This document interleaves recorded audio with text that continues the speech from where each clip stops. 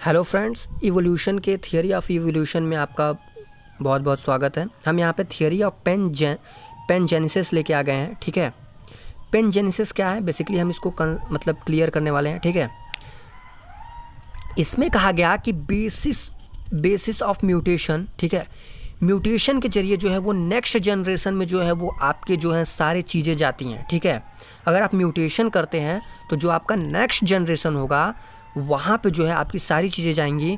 Formation इन organ अ म्यूनट particle. ठीक है, formation इन organ अ म्यूनट particles. ठीक है, जैसे कि बेसिस ऑफ म्यूटेशन मतलब कि चाहे लीवर हो गया, चाहे वो आपका डाइजेस्टिव सिस्टम हो गया, आप जितना म्यूटेशन करेंगे आपका नेक्स्ट जनरेशन में उतने ही अच्छे जो है वो जीन के क्वालिटी जाएंगे।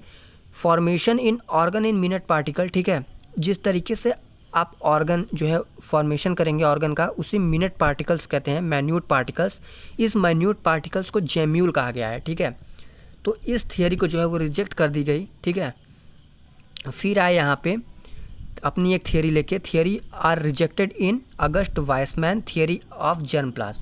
अगस्ट वाइसमैन आए अपनी एक न्यू थियरी लेके जिसको कहा गया थियरी ऑफ जर्मप्लाज्म। ठीक है, at the stage for embryonic germplasm and somatoplasm. ठीक है, यहाँ पे एस होगा। Somatoplasm are different only the change in germplasm inheritance. ठीक है, उन्होंने कहा कि एम्ब्रियोनिक जर्मप्लाज्म, ठीक है, जो चेंज होती है आप जन्म के बाद जो है वो सोमैटिक सेल में चेंज होती है, न कि अगर जर्म प्लाज्म में चेंज होगी तो वही नेक्स्ट जनरेशन में जाएगा। लेकिन अगर सोमैटिक प्लाज्म में चेंज होगा तो वो नेक्स्ट जनरेशन में नहीं जाएगा। Evolution is totally depends on nature, it is not determine process. उन्होंने कहा कि जो इवोल्यूशन होता है वो टोटली डिपेंड होता है नेचर पे, ये डिटरमाइन प्रोसेस नहीं है। उन्होंने अपनी एक थियरी दी नेचुरल सिलेक्शन और नेचुरल सिलेक्शन में इंडस्ट्रियल मैनलिज्म। ठीक है, 1903 में क्या हुआ, 1903 में इंग्लैंड में एक क्रांति हुई, इंडस्ट्रियल मैनलिज्म। ठीक है, इसमें क्या हुआ कि सारी चीज़ों को प्राइवेटाइजेशन कर दिया गया और इंडस्ट्रियल काफ़ी मात्रा में जो है वो खोली गई। ठीक है, तो वहाँ पे जो माउथ होते थे, माउथ कहते हैं मतलब इंसेक्ट्स को, ठीक है, उड़ने वाले पंछी को, तो वहाँ पे वाइट माउथ ज़्यादा पाई जाती थी। ठीक है, तो जैसे ही बहुत सारे इंडस्ट्रियल वाइट माउथ, इसलिए क्योंकि वहाँ के पेड़ पौधे जो अक्सर थे वो वाइट थे। ठीक है, तो वाइट पेड़ पौधों पे वाइट जब माउथ बैठती थी तो पेड़ पौधे पे जब बैठती थी तो पंछी वगैरह उनको देख नहीं पाते थे। ठीक है, बर्ड्स वगैरह वाइट से कंफ्यूज हो जाते थे, देख नहीं पाते थे। तो बहुत ज़्यादा मात्रा में वाइट जो है वो वाइट माउथ वहाँ पे थी, लेकिन जो ब्लैक माउथ थी उसको पंछी लोग जो है वो सेलेक्ट कर लेते थे। ठीक है, उसको जो है खा जाते थे। इसलिए खा जाते थे क्योंकि वाइट पे जब ब्लैक बैठेंगी तो क्या होगा कि पंछी उसे, बर्ड्स जो है वो आसानी से देख लेगी और उसको जो है वो तुरंत पिक कर लेगी। ठीक है, लेकिन जब बहुत सारे इंडस्ट्री खोल दिए गए तो वो जो वाइट पेड़ थे पॉल्यूशन के कारण वो धीरे धीरे ब्लैक होने लगे। ठीक है, तो जब ब्लैक होने लगे तो जो वाइट माउथ थे वो बर्ड्स लोग ज़्यादा पिक करने लगे। इसलिए पिक करने लगे कि जब पेड़ पौधे ब्लैक हो गए तो जो ब्लैक माउथ थे बर्ड्स देख नहीं पाती थी और वाइट माउथ को जो है वो पिक कर लेती थी। ठीक है, तो इससे ये पता लगाया गया कि जो नेचर है वो अपने सूटेबिलिटी के अनुसार जो है वो चीज़ों को सेलेक्ट करता है। जैसे इंडस्ट्री जब हुई तो ब्लैक माउथ की जनसंख्या ज़्यादा बढ़ गई और जब तक इंडस्ट्रियल एरिया नहीं था तो वाइट माउथ की संख्या ज़्यादा थी। ठीक है, तो यहाँ पे फिर जब बहुत ज़्यादा पॉल्यूशन हो गया तो वहाँ पे इंग्लैंड द्वारा एक क्लीन एयर लेजिस्लेशन पास हुआ। ठीक है, जिससे क्या हुआ कि हर जगह जो इंडस्ट्री थी उसमें एग्जॉस्ट वगैरह हर चीज़ का रोकथाम हुआ। तो फिर से जो है वो जो वाइट ट्रीज़ थे, ब्लैक ट्रीज़ थे, वो वाइट में बदलने लगे। ठीक है, वाइट में बदलने लगे और ब्लैक को जो है बर्ड्स जो है वो ज़्यादा पिक करने लगी। ठीक है, ब्लैक को ज़्यादा बर्ड्स पिक करने लगी। इससे क्या हुआ कि ये जो प्रोसेस था वो अपने सूटेबल के अनुसार रिवर्स होने लगा।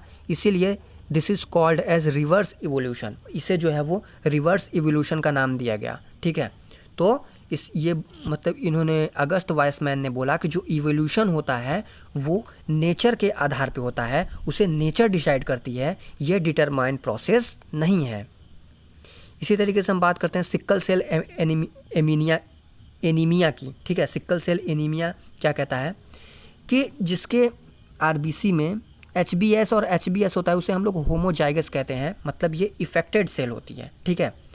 HbA और HbA जो होता है वो होमोजाइगस होता है, वो नॉर्मल होता है, ठीक है। और HbA और HbS हेट्रोजाइगस होता है, वो कैरियर होता है, ठीक है। मतलब कि HbS में ये एनीमिया पॉजिटिव है, HbA नॉर्मल है, इसमें एनीमिया नहीं हुआ है। और HbA और HbS में कुछ जो है एनीमिया सेल है और कुछ जो है वो नॉर्मल सेल है। लेकिन जो ये HbA और HbS होते हैं, ये कभी भी इनको मलेरिया नहीं होता। क्यों? क्योंकि ये जो है वो मलेरिया नहीं होने देते, इसीलिए जो नेचुरल सिलेक्शन का ये दूसरा एग्जाम्पल है, ठीक है। ड्रग्स रेजिस्टेंस की अगर हम बात कर लेते हैं तो एक कॉलोनी थी जहाँ पे 20 बैक्टीरिया थे, एंटीबायोटिक डाल दी गई। एंटीबायोटिक डालने के बाद कुछ उसमें से मर गए, मान लो 20 थे तो 15 मर गए, बचे 5 बैक्टीरिया बचे, तो उन्हें कहेंगे हम फिट बैक्टीरिया, ठीक है। फिट बैक्टीरिया इसलिए कहेंगे कि वो अपने परिस्थिति के अनुसार लड़े और जो है वो फिट बैठे उसमें, इसलिए इसको कहेंगे फिट बैक्टीरिया।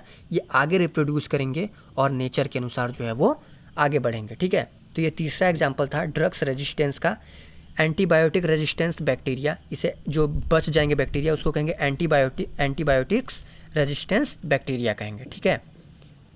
तीसरा म्यूटेशन थियरी, ह्यूगो डिब्रीज ने म्यूटेशन थियरी दी। इनका कहना था एक्सपेरिमेंटल मटेरियल जो इवनिंग प्रोमोज होता है, इसमें ओरिएंथोथोरा और लैमार्किनिया, ठीक है। इन्होंने 2 चीज़ को लिया, ओरिएंथोथोरा और लैमार्किनिया। Mutation are discontinuous, variations are the raw material of evolution, mutation appear sudden process, there are effect immediately, ठीक है। A single large step mutation species. Hugo de Vries का कहना था जो म्यूटेशन होता है, म्यूटेशन कंटिन्यूअस प्रोसेस नहीं होता है, ठीक है। म्यूटेशन एक सडन प्रोसेस होता है, जो कि म्यूटेशन के बाद जो है वो स्पीसीज में अचानक चेंज आती है, वो भी बड़ी मात्रा में चेंज आती है, ऐसा ह्यूगो डिब्रीज का कहना था, ठीक है। तो ये थियरी, म्यूटेशन ऑफ थियरी पे हमने आज क्या पढ़ा। थियरी ऑफ पैनजेनेसिस में हम लोगों ने पढ़ा थियरी ऑफ जर्म प्लाज, फिर हम लोगों ने पढ़ा सिक्कल सेल एनीमिया की थियरी, ड्रग्स रेजिस्टेंस की थियरी, म्यूटेशन थियरी। हम लोगों ने इतना थियरी जो है वो आज कवर किया। दोस्तों वीडियो अच्छा लगे तो वीडियो को करिए एक बड़ा सा लाइक, चैनल पे नए हैं तो चैनल को शेयर करके करिए सब्सक्राइब। मिलते कुछ इंटरेस्टिंग नेक्स्ट वीडियो में, तब तक के लिए जय हिंद, वंदे मातरम।